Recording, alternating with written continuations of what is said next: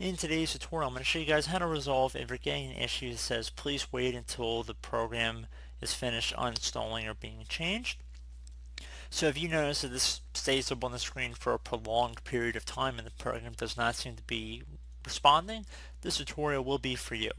So the first thing I would actually recommend doing would be just doing a power off. So just go down and restart your computer. So pretty straightforward process, and then you just go about restarting your actual device. So if that didn't work and you're still having problems, I would suggest using a third-party application to consider removing it. So just open up the start menu. I'm going to type in CCleaner for this tutorial, which is already installed on my computer. You have another application like Revo Uninstall. You're welcome to use that as well. But I would just go down and left click on the Tools section, and then the first option is Uninstall, so there's programs to remove. They would just show up in this list right here. Just put left click on it and then left click on Uninstall.